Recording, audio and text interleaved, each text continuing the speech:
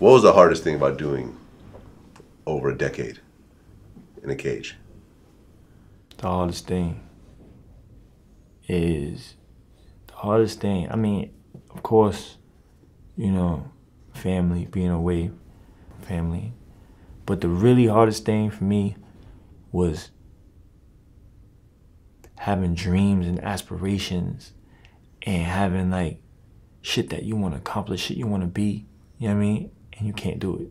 You know what I mean? So you can read all the books you want, you can better yourself all you want, you can read all the business books you want, you can do it, but you can't do nothing because you can't move, like, you know what I mean?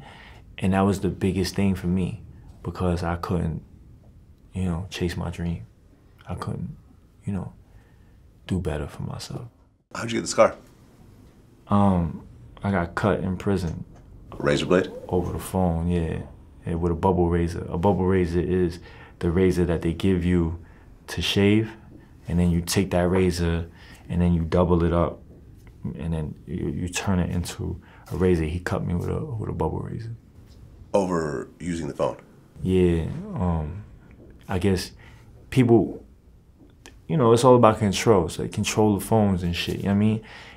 So the phone was hanging and I looked around, yo, who using the phone? Nobody. I looked, nobody's on the phone, like nobody's talking, hello, hello. It was just boop, boop, boop. Like, so I dialed out, started getting on the phone. I was on the phone with my mother. So I'm like, yo, I'm talking to my moms and shit. Somebody taps me. And he like, yo, that's my phone. Like, I'm like, all right, you gonna like wait until I get off. He was like, all right. So I'm like, all right. So I turn around and I'm stupid. I'm facing the wall. And I'm talking to my moms. And somebody comes behind me and he grabs my shoulder and then he reaches over and he like cuts me. So I rolled with it and I went this way.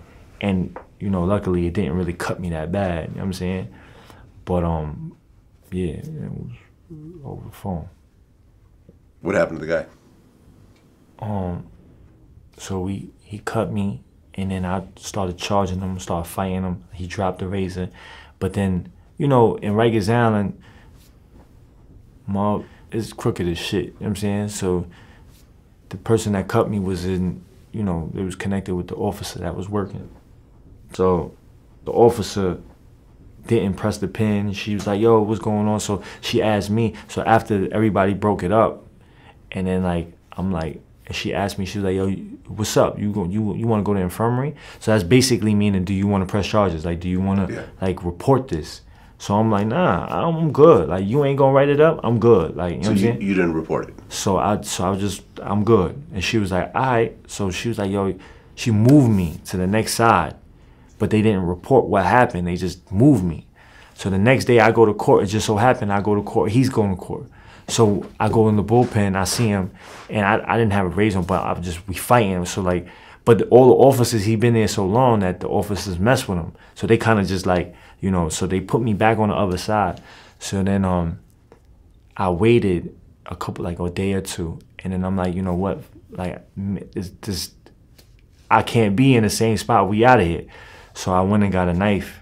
No, I went and got a razor, and we fucking, I waited for him. It was like Law Library Run, and I waited for him outside the corridor, and he looked out, he came out, and before they buzzed the gate, he looked out the window and he kind of saw me. So he went back and he went to go get a knife, right? So then when he came out, I came out, and he came out and then was like, yo, what's up? He pulled out this fucking big rusty shit, was like this big, a shank. It was like a rod from somewhere, right? Like it wasn't like it was like a flat thing, and he sharpened it so like it would be a knife.